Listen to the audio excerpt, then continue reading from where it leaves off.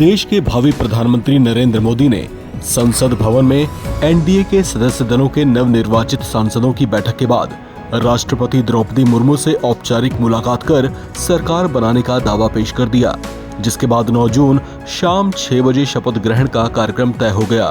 राष्ट्रपति से मुलाकात के बाद पीएम मोदी ने क्या कुछ कहा, सुनिए उनका ये बयान। नमस्ते साथियों,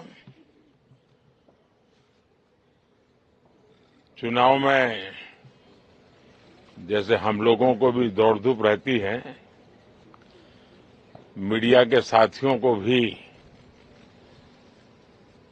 बहुत परिश्रम करना पड़ता है, रात दिन दौड़ना पड़ता है, अलग अलग लोकेशन को कवर करना पड़ता है। तो आप लोगों ने भी बहुत कष्ट उठाया है। मैं आशा करता हूं कि मीडिया जगत के सभी साथियों का स्वास्थ्य अच्छा रहा होगा और पिछले एक आध सप्ताह का जो विराम मिला है उसके कारण भी अब आप फ्रेश होकर के फिर से मैदान में आए होंगे। तो 18वीं लोकसभा, और वैसे भी हमारे यहाँ व्यक्ति के जीवन में 18वीं इसका बड़ा महत्व होता है।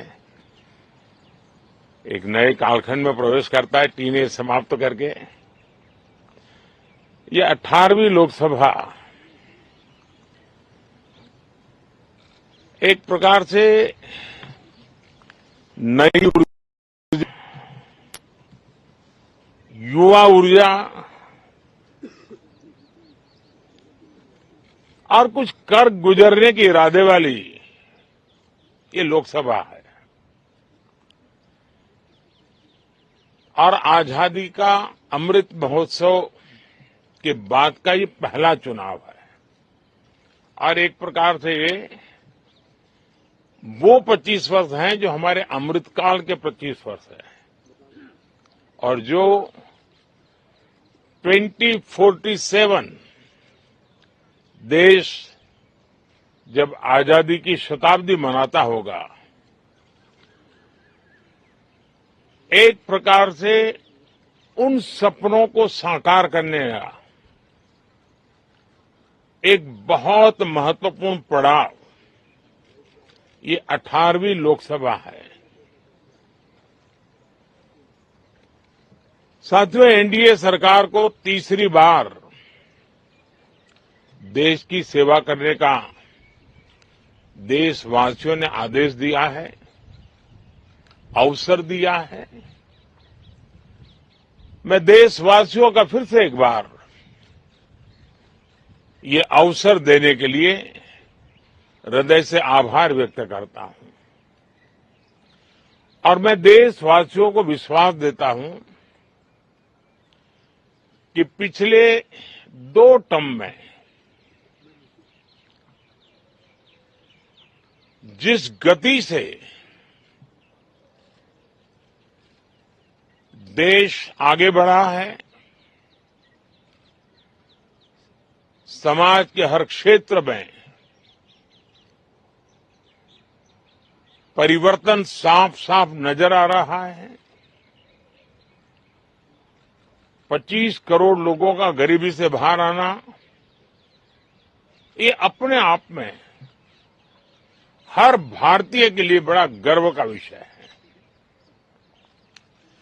और मैं देशवासियों को विश्वास दिलाता हूं कि 18वीं लोकसभा में भी, हमारे 5 साल के कार्यकाल में भी,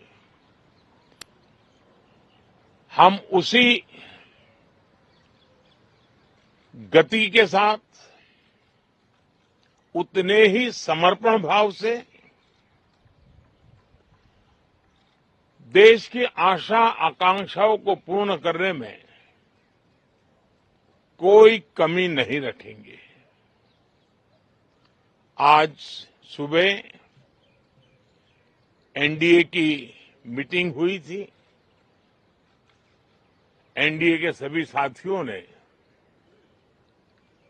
मुझे फिर से एक बार इस दायित्व के लिए पसंद किया है। और सभी एनडीए के साथियों ने राष्ट्रपति जी को इसकी जानकारी दी और राष्ट्रपति जी ने मुझे अभी बुलाया था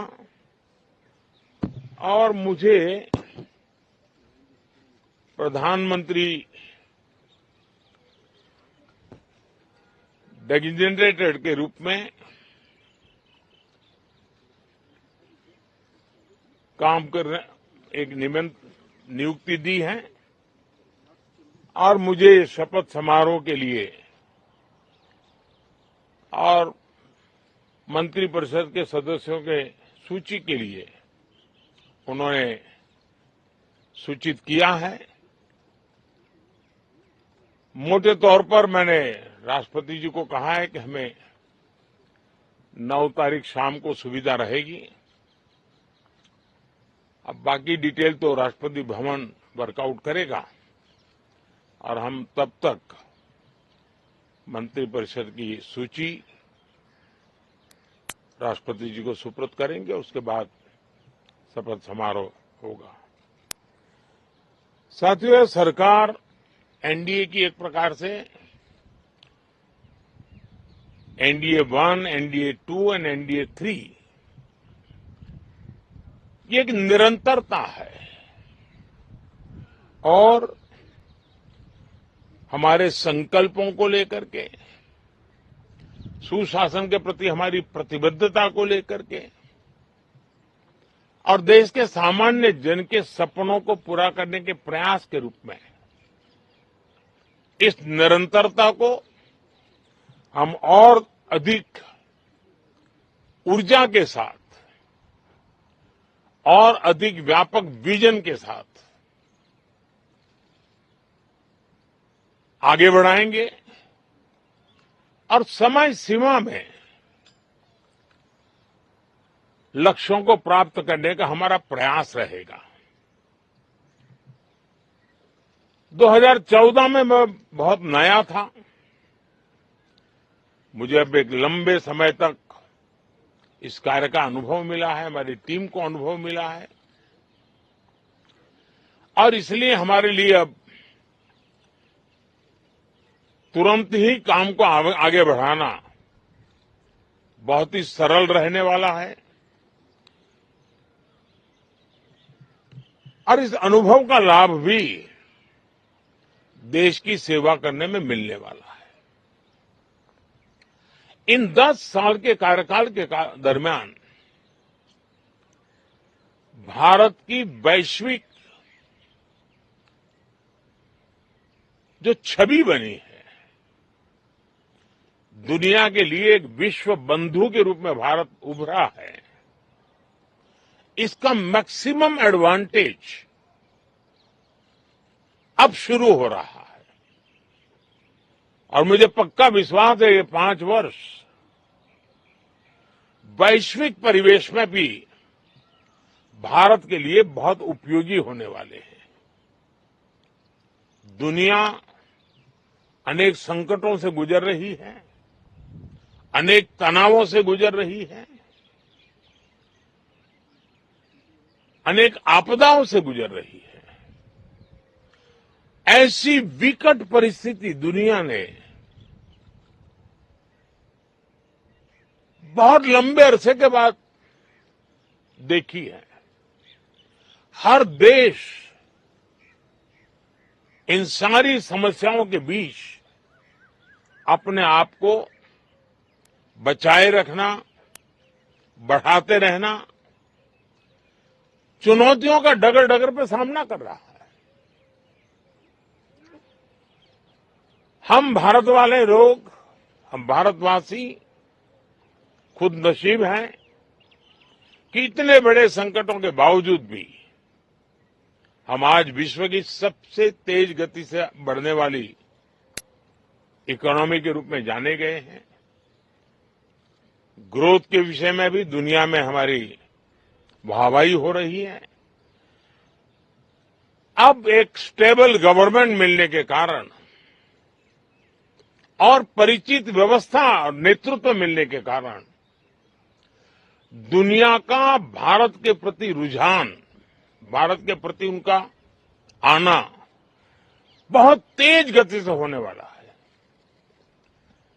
और मुझे विश्वास है कि देश के सभी राज्यों को इसका लाभ मिलेगा। देश की युवा पीढ़ी को सबसे ज्यादा लाभ मिलेगा।